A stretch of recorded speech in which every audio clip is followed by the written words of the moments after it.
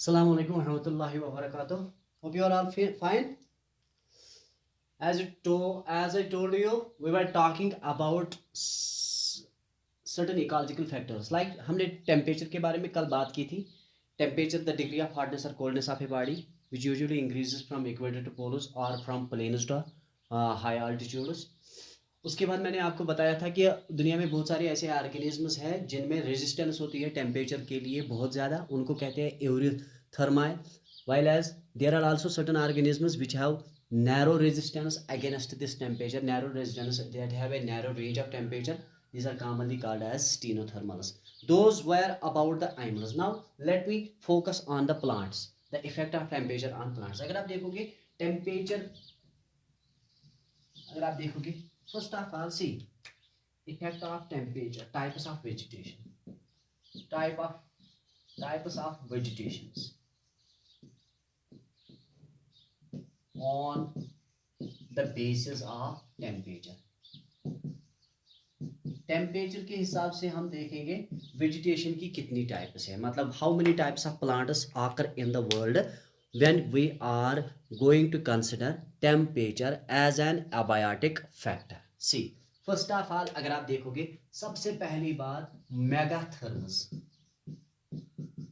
We are having megatherms. Now see megatherms क्या होते हैं. मेगाथर्मस वो प्लांट्स है जो ग्रो करते हैं ऐसे एरिया में जहां पे टेम्परेचर हाई टेम्परेचर होता है throughout the year. Simply megatherms गई तिम प्लांट्स यम ग्रो करन यूजुअली तथ एरियास मज वेत हाई टेम्परेचर आकर गसन थ्रू आउट द ईयर. गो यहाँ पे हाई टेम्परेचर जो होता है, high temperature prevails throughout year,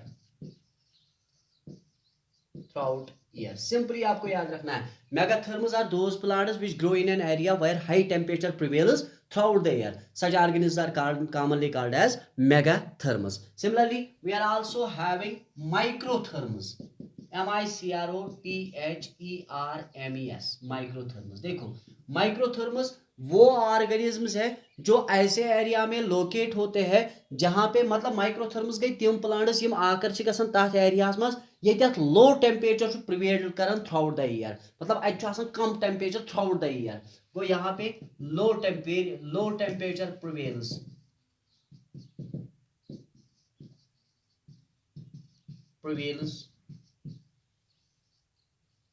throughout year. Simply आपको याद रखना है मेगाथर्म्स गई तिम प्लांट्स यम आकर छ गसन तथ एरियास मज येत टेम्परेचर हाई आसन, हाई टेम्परेचर आसन थ्रू आउट द ईयर. माइक्रोथर्म्स गई तिम प्लांट्स यम आकर छ गसन तथ एरियास मज येत लो टेम्परेचर प्रिवेल करन throughout the year. These are the two types of plants on the base of temperature. Now the next one is, that is hekistotherms. Hekistotherms.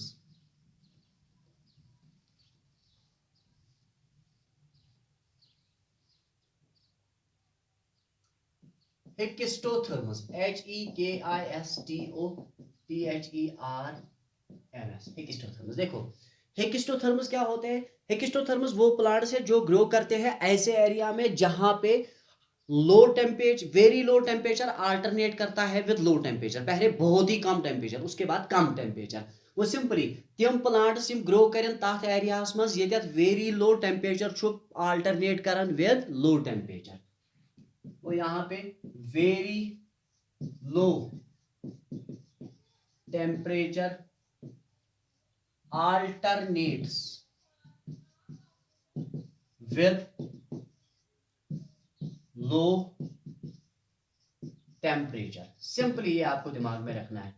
Very low temperature alternate जब हो जाएगा with low temperature तो हम ऐसे organisms को कहते हैं हेकिस्टोथर्मस. हेकिस्टोथर्मस वो प्लांट्स होते हैं जो ग्रो करते हैं ऐसे एरिया में जहां पे बहुत ही लो टेम्परेचर actually alternate करता है with very low temperature. Now the fourth one is mesotherms. Mesotherms. See, mesotherms में क्या खसूसियत है.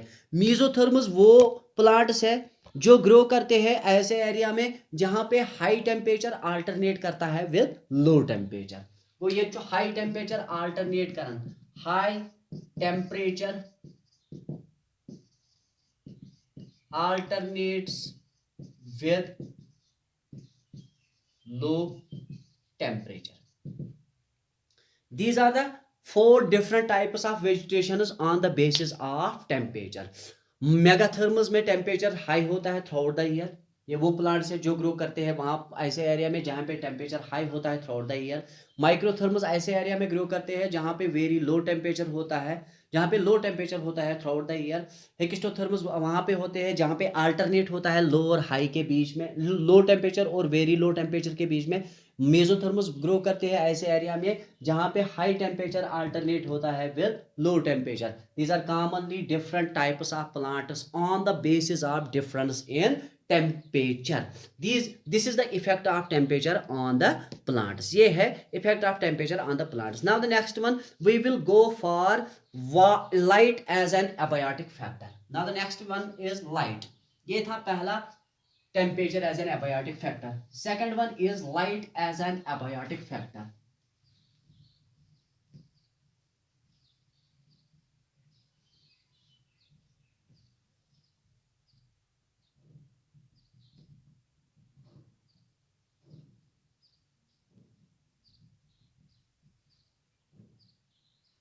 Light as an abiotic factor. Light as an abiotic factor.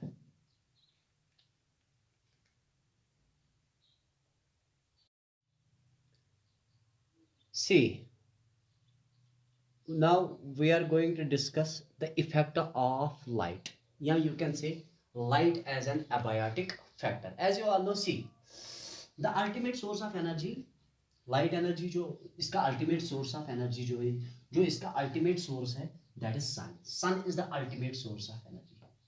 Sun is the ultimate source of energy. अब हम देखते हैं जो ये सन से लाइट एनर्जी आ रही है, ये है, let us suppose this is the sun. यहां से ही लाइट आ रही है. लाइट का मेन सोर्स जो है दुनिया में, जो लाइट का मेन सोर्स है, that is actually sun. Yeah, you can say light is the actually form of energy which actually perceives the stimulus. Yeah, you can say which gives the sensation about the light, which sensation about sight, that provides sensation about sight. लेकिन ये light अगर आप देखोगे इसका basic source जो है that is सन. आप सबको पता है सन से ही आता है. नाउ सन से ये जो लाइट आती है it occurs in a beam that is commonly called as spectrum. Sun पे लाइट यह अकिस बीमस मज, तथ वन स्पेक्ट्रम. सो स्पेक्ट्रम पन्नस पानस डिवाइड, यहाँ वन एक्शन स्पेक्ट्रा. यह गसन डिवाइड इनटू 3 सेक्शंस. ये जो स्पेक्ट्रम है वो सन से जो बीम ऑफ रेडिएशन आता है that is actually called as spectrum. ये स्पेक्ट्रम जो है, स्पेक्ट्रम, वो स्पेक्ट्रम जो एक्चुअली बीम ऑफ रेडिएशंस. ये जो स्पेक्ट्रम है, ये स्पेक्ट्रम अपने आप को डिवाइड करता है 3 सेक्शंस में. सी, पहला है ultraviolet, next one is visible, and the third one is that is simply called as infrared. देखिए ultraviolet region जो है it belongs to radiations whose wavelength ranges from 100 to 380 nanometers. visible spectrum as you all know ये include करता है radiations that ranges from 380 to 720 nanometers, and greater than 720 nanometers जो है that is infrared. X-rays आती है, gamma rays आती है, cosmic rays आती है, कम्युनिकेशन के लिए इस्तेमाल किया जाता है. These are the radiations having different wavelengths. Now ultraviolet region जो अगर आपने देखा होगा यहाँ पे ये ultraviolet C, ultraviolet B and ultraviolet A. This one is harmful, ये हार्मफुल है और ये हम यूजुअली इस्तेमाल करते हैं ग्रीन हाउस में. ये वाली तो आती ही नहीं है नीचे, और इस वाले को रोकने के लिए एक्चुअली रेस्पॉन्सिबल फैक्टर जो है दैट इज ओजोन लेयर. समझन चाहिए ना. उसके बाद विजिबल स्पेक्ट्रम में जो है, विजिबल स्पेक्ट्रम में जो रेडिएशन है that ranges from 380 to 720 nanometres. ये एक्चुअली इंक्लूड करता है VIBGYOR, violet, indigo, blue, green, yellow, orange, red. And as you all know, these are the region of this is the region of spectrum which is responsible for the process of photosynthesis. और इनको communication के लिए इस्तेमाल किया जाता है. This is the actual light. ये light है. Spectrum जो है, spectrum is the beam of radiations coming from the sun. ये अपने आप को डिवाइड करता है 3 सेक्शंस में. Ultraviolet is there, visible is there, infrared is there. These are the different regions which are actually coming from the sun. Now उसके बाद अब हमें देखना है कि लाइट का कौन सा इम्पैक्ट है हमारे ऑर्गेनिज्म्स पे. जो हम ऑर्गेनिज्म्स है, ऑर्गेनिज्म पे कुछ इफेक्ट पेवन अमे लाइट हूं. What is the effect of light on organisms, वो हमें देखना है.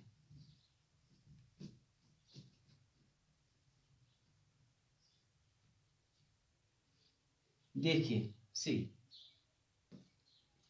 फर्स्ट ऑफ ऑल अगर आप देखोगे, light is required for the process of photosynthesis. कोई issue required, it is required, light is required for the process of photosynthesis. Process of photosynthesis के लिए लाइट की जरूरत पड़ती है. वो फोटोसिंथेसिस इवन मीडिएट करना कम से with the help of light. Photosynthesis गई सब प्रोसेस यत मज मैन्युफैक्चर करना food by plants, by green plants, यत मज सोलर एनर्जी कन्वर्ट कर इनटू केमिकल एनर्जी. दूसरा, अगर आप देखोगे, लाइट की वजह से एक प्लांट में पिगमेंटेशन होती है. Light mediates the synthesis of pigment, that is melanin. Pigmentation अगर आप देखोगे, that means melanin synthesis. Yes, melanin synthesis. Melanin क्या है? Skin pigment. मैंने आपको बता के भी रखा है. मेलानिन जो है ये स्किन पिगमेंट है. इसकी सिंथेसिस जो है that is mediated by light. Synthesis, melanin synthesis is mediated by light. Simply आपको याद रखना है, मेलानिन सिंथेसिस मीडिएट करना लाइट से. गो तमें मतलब गो when you are going to increase light, इसकी वजह से टेम्परेचर इंक्रीज होगा. Increase in light is associated with increased concentration of melanocyte stimulating hormone. When melanocyte stimulating hormone की सेक्रेशन जब ज्यादा प्रोड्यूस होती है, तो उसका मतलब है ज्यादा स्किन पिगमेंट डेवलप होगा और स्किन कलर डार्क होगा. इस तरह से मैंने आपको बताया था, ये साथ ऑर्गेनिज्म एक्सपोज कर टू हाई लाइट इंटेंसिटी, तमिस मन ज्यादा मेलानिन गसन प्रोड्यूस. ज्यादा मेलानिन प्रोड्यूस करने से तमिस मज पिगमेंट आसन डार्क ज्यादा, मतलब तमिस स्किन कलर ज्यादा डार्क आसन. गो पिगमेंटेशन ऑर्गेनिज्मन मज मीडिएट करने with the help of melanin. मगर ये melanin synthesis it is mediated by light, it is controlled by light.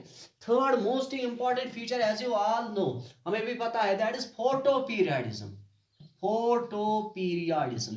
Photoperiodism का मतलब है, अगर आप देखोगे, effect of duration of day and night on the flowering of plants. Effect of duration of day and night on flowering of plants. ये आपको दिमाग में रखना है. What is the effect of duration of light and duration of day on flowering plants? We can call it as photoperiodism. Like हमारे पास है long day plants, short day plants and day neutral plants. We will see यहाँ पे अगर आप देखोगे, photoperiodism is mediated by, अगर आप देखोगे, photoperiodic stimulus is perceived by the flower. That is perceived by the flower. लेकिन वो stimulus जो है, that stimulus is produced by only the duration of light. That is mediated by the duration of light. That depends upon the duration of light. को तमें मतलब photoperiodism जो plankton मज mediate करना लाइट से. उसके बाद अगर आप देखोगे, photoblastic seeds are there. We are having photoblastic seeds. photoblastic seeds वो seeds होते हैं जो germinate होते हैं in presence of light, क्योंकि लाइट उनमें ड्राइव करता है एक hormone, that is called as phytochrome. Photoblastic seeds are there. Photoblastic seeds, ये जर्मिनेट, ये वो सीड्स है जो जर्मिनेशन होती है, germination of seeds by light. Actually in plants में ये लाइट जो है ये प्रोड्यूस करता है एक hormone, that is called phytochrome. और वही फाइटोक्रोम मीडिएट करता है जर्मिनेशन. ये फाइटोक्रोम जो मीडिएट करन जर्मिनेशन. मगर फाइटोक्रोम सु नेरुन सोरे डिपेंडेंट ऑन लाइट गो तमें मतलब गो प्लांटन मज सिंपली सीड जर्मिनेशन करने with the help of light तिकाज लाइट कंट्रोल कर synthesis of a germinating hormone that is simply called as phytochrome that is simply called as phytochrome now उसके बाद है अगर आप देखोगे हमारे पास लाइट की वजह से increase in intensity of light is associated with increased rate of transpiration अगर तो याद है इस पर increase in intensity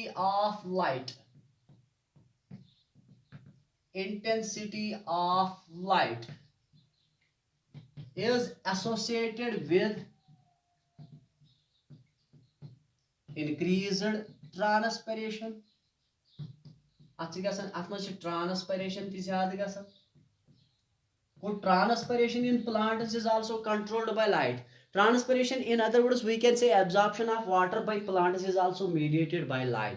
क्योंकि ट्रांसपिरेशन हम सब ने मान लिया है ट्रांसपिरेशन का मतलब है लॉस ऑफ वाटर, लेकिन हमें तो इतना भी याद रखना चाहिए एक जाइलम अपने आप को फोर्स करता है वाटर को ट्रांसपोर्ट करने के लिए because of transpiration. What if the transpiration does not occur in plants? Then the plant will fail to absorb the water. It is because of the transpiration pull that the plants are able to absorb the water. When there is no transpiration, there is no transpiration pull. When there is no transpiration pull, which sort of energy, which sort of process will be required for the absorption of water in plants? तो ये भी हमें सीखना है कि transpiration एक it is a necessary evil. ये necessary evil है, मतलब you can not ignore it. उसके बाद अगर आप देखोगे ये प्लांट्स में ये लाइट जो है पिगमेंटेशन ज्यादा करता है. हमारे हमने देखा होगा अगर आप देखोगे प्लांट्स में मूवमेंट्स भी मीडिएट होती है लाइट की वजह से. 6th one like phototropism is there. Phototropism का मतलब है movement shown by plants with response to light. Movement shown by plants in response to light, that is simply called as phototropism. Actually light उनमें mediate करता है synthesis of oxygens and इसी oxygens की वजह से वो curvature होता है. curvature का मतलब है bending होता है. plant bend करन afternoonस मज towards sunlight तिकाज तिमन मज ज्यादा oxygen concentration गसन. ऑक्सीजन कंसंट्रेशन ज्यादा गसन सहित हसा छु एक्चुअली ऑक्सीजन कंसंट्रेशन ज्यादा करने खतर हसा छु रेस्पॉन्सिबल लाइट. तो तय मतलब को आप देखो यहाँ पे light is an important abiotic factor that is required by every organism of the world. This is all about the light. Now the next abiotic factor we will discuss, that is water. Water as an abiotic factor. Water as an abiotic factor. ये है water. As you all know, what is the specific definition of water? ये water है क्या? अगर आप देखोगे आप सबने पढ़ा होगा water is a universal solvent. ये एक universal solvent माना जाता है. यूनिवर्सल सॉल्वेंट का मतलब है सिंपली यूनिवर्सल सॉल्वेंट मतलब गो ऑलमोस्ट सारी सबस्टेंसेस डिसॉल्व गसन आबस मज गो यह ट्रीट करना एज यूनिवर्सल सॉल्वेंट. इसको यूनिवर्सल सॉल्वेंट माना जाता है because almost all substances are soluble in water. यह हसा मानने यूनिवर्सल सॉल्वेंट इसलिए तिकाज ऑलमोस्ट हसा सारी सबस्टेंसेस डिसॉल्व गसन आबस मज तवे वोनुक अमिस नाव एज यूनिवर्सल सॉल्वेंट. नाउ वह वन कि वाटर कथ पे अकिस ऑर्गेनिज्म खतर इंपॉर्टेंट. अगर तुम वो वाटरस मज कस प्रॉपर्टी यस इन्वॉल्व यस अकिस ऑर्गेनिज्म सदिस डिस्ट्रीब्यूशनस मज या तम सज प्रोडक्टिविटी पे इफेक्ट करान. ऑब्वियसली दैट इज अगर आप देखोगे ऑस्मोटिक कंसंट्रेशन, केमिकल कंपोजिशन या pH. This is the most important factor जो एक्चुअली अगर आप देखोगे जो ऑर्गेनिज्म्स की डिस्ट्रीब्यूशन डिटरमाइन कर सकता है. वाटरस मज क्या मतलब इस वनो वाटर कथ पे अकिस ऑर्गेनिज्मस इफेक्ट करान. अगर तुम वो डिस्ट्रीब्यूशन पैटर्न ऑफ ऑर्गेनिज्म्स जो है distribution pattern of RE that depends upon the quality of water. Water's mans kya chhe? Water's mans chhe three important features yim identify chi even yim identify chi karan distribution, determine chi karan distribution. Like pH water, salinity. Salinity मतलब गई salt concentration. अगर आप देखोगे salt concentration, इसी तरह से अगर आप देखोगे chemical composition जो है water का ये भी डिसाइड करता है. वो वाटर में actually there are three properties of water which are actually responsible for distribution of organisms like pH, salinity and chemical composition. गो यम त्रे प्रॉपर्टीज च डिसाइड करन, यम च डिटरमाइन करन, ये determine the distribution of organisms. Distribution of organisms ये आपको दिमाग में रखना है. वो यम त्रे प्रॉपर्टीज इंपॉर्टेंट यम सिंपली डिटरमाइन करन डिस्ट्रीब्यूशन ऑफ ऑर्गेनिज्म. पीएच छु, सैलिनिटी छु, केमिकल कंपोजिशन छु, they simply determine the distribution of organisms. अगर आप देखोगे on the basis of osmotic, अगर आप देखोगे osmotic concentration is there, salinity जिसको हम कहते हैं, on the basis of this salinity और osmotic concentration we are having two types of organisms. एक होते हैं यूरिहालाइन, दूसरे होते हैं सिटिनोहालाइन. यूरिहालाइन क्या होते हैं? यूरिहालाइन वो ऑर्गेनिजम्स होते हैं जिनमें वाइड रेंज ऑफ सैलिनिटी होती है, मतलब जो काफी हद तक इस साल्ट कंसंट्रेशन को अपने अंदर टॉलरेट कर सकते हैं. Simply euryhaline simply those organisms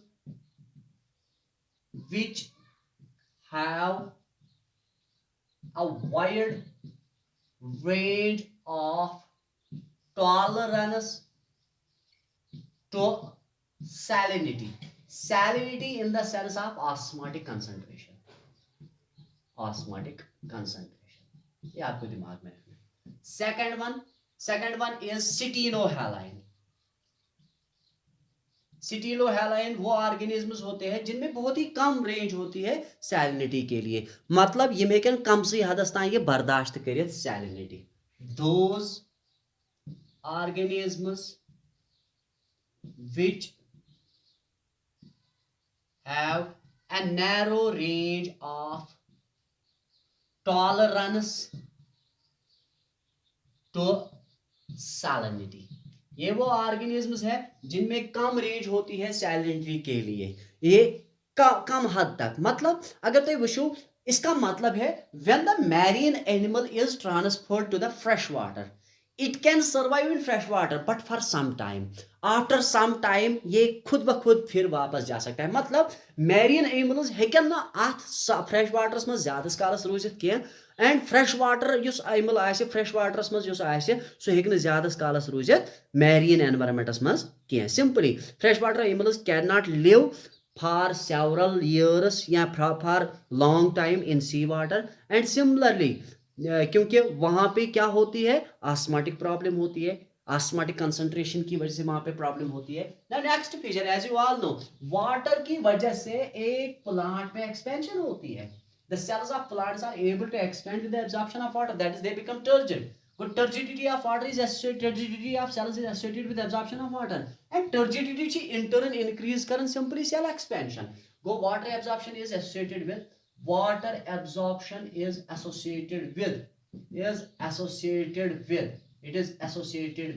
expansion of cells. ये सेल्स को एक्सपेंड करता है.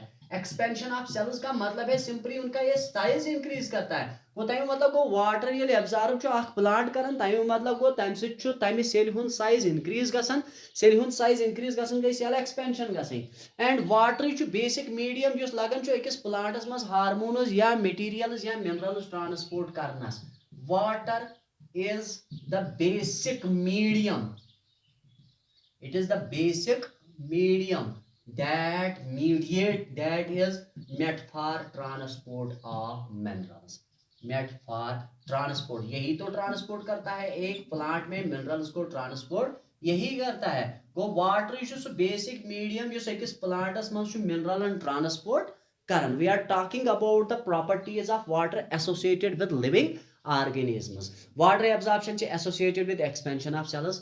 Water is basic medium which is made for transport of minerals, ये आप लोगों को दिमाग में रखना है। उसके बाद अगर आप याद रखोगे ये जो वाटर है, अगर तो याद थो the basic source of water that is available to the plants that is simply called as capillary water. युस वाटर छु कैपिलरी वाटर छु प्लांट्स खातिर available, capillary water is available to plants, ये अवेलेबल है, it is available to plants, available to plants. अब आप समझोगे सर कैपिलरी वाटर क्या होता है। The water which is holded by the soil particles is called as capillary water. ये वाटर होल्ड किया जाता है, water holded by soil particles, the water which is holded by soil particles is simply called as capillary water. और इसी soil particle को फिर penetrate किया जाता है with the help of root hairs, and वही रूट हेयर्स इस water को क्या करते हैं, एब्जॉर्ब करते हैं। This is all about these important abiotic factors. उसके बाद एक फैक्टर है दैट इज सॉइल। अगर आप देखोगे properties of soil and nature of soil also determines the distribution of organisms in the world. Like अगर तुम वुचो सॉइल मज, अगर तुम वुचो the process of formation of soil is simply called as pedogenesis. मैं थोड़ा सा आपको बताता हूं, ये तो आप लोगों को पता ही है। दैट इज सबसे पहली बात जो मैं आपको बताना चाहता हूं, सॉइल की प्रॉपर्टी जो होती है that determines the distribution of organisms. Distribution of organisms wholly and solely depends upon the type of the soil. Soil अगर तुम वुचो सॉइल छि simply soil type of soil plus properties of soil, चाहे कि physical आसन या chemical आसन, properties of soil. उसके बाद टेक्सचर ऑफ सॉइल, ये त्रे इंपॉर्टेंट फीचर्स यम डिटरमाइन करन डिस्ट्रीब्यूशन, ये डिटरमाइन करते हैं डिस्ट्रीब्यूशन, दे डिटरमाइन डिस्ट्रीब्यूशन, यम डिटरमाइन करन डिस्ट्रीब्यूशन। फॉर एग्जांपल बह वनो तो ये कत सी ह्यूमस, अगर आप देखोगे ह्यूमस और लिटर, ये अगर आप देखोगे ये dead and decaying organic matter है, dead and decaying organic matter. तो अगर आप देखोगे इस dead and decaying organic matter की वजह से ही एक सॉइल में डिस्ट्रीब्यूशन डिटरमाइन हो सकती है। मतलब अगर अत में ज्यादा ओब्वियसली यह फर्टाइल ज्यादा, ये ज्यादा फर्टाइल यह कर सपोर्ट ज्यादा सर्वाइवल ऑफ प्लांट्स, ये कम फर्टाइल तीज कर कम सपोर्ट। नाउ देखो अगर आप देखोगे formation of soil depends upon climate, weathering process, ये आपको दिमाग में रखना है। सॉइल फॉर्मेशन डिपेंड कर क्लाइमेटस पे and it also depends upon weathering process. Formation of soil जो है, formation of soil as you all know that is simply the process of formation of soil is called as pedogenesis. The process of formation of soil is called pedogenesis. ये pedogenesis से दोन फैक्टरन पे dependent, आ गो weather,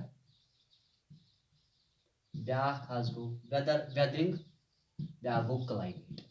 weathering छो तो पानस ती पता, weathering मतलब गई सिंपली यहाँ पे ब्रेक डाउन होता है, break down of rocks into small particles, छोटे पार्टिकल्स, फिर उसके बाद वो छोटे पार्टिकल्स मिक्स होते हैं, मिक्सेस विद मिनरल्स, तो बन जाता है सिंपली सॉइल। इस प्रोसेस को हम कहते हैं पीडोजेनेसिस। कोताय मतलब वो पीडो सॉइल फॉर्मेशन ची कंप्लीटली डिटरमाइन इवन करने with the help of paedogenesis, the process of formation of soil. उसके बाद इस सॉइल में अगर आप देखोगे इसके बाद उसका कैरेक्टरिस्टिक फीचर भी देखा जाता है, लाइक सॉइल कंपोजिशन देखी जाती है, इसकी वाटर होल्डिंग कैपेसिटी क्या है, water holding capacity it is also determinant factor, water holding capacity मिसमस करता है वाटर होल्डिंग कैपेसिटी, इसकी कंपोजिशन क्या है, मतलब मिसमस कईया मिनरल्स छ, कंपोजिशन क्या है, ये अगर आप देखोगे फर्टिलिटी को देखा जाता है, एंड ये सारे फैक्टर्स हैं जो डिस्ट्रीब्यूशन पैटर्न ऑर्गेनिजम्स का डिस्ट्रीब्यूशन डिटरमाइन करता है। वो तय मतलब आप तरन फिक्र दुनिया में प्रत कुछ जाए सॉइल सेम कह, इसीलिए सिंपली डिटरमाइन कर दपान ऑर्गेनिजम्स नसा हेकन सारी अक्सी जाए पे कह, तिक type of organism depends upon the type of the soil, ये आपको दिमाग में रखना है। Topography is also important which also dictates the distribution of organisms. See, now this is all about the ecological factors. These are the ecological factors associated with distribution of organisms या effect of ecological factors on the on organisms. ये हो गया ecological factors. Now tomorrow inshallah we will go for response.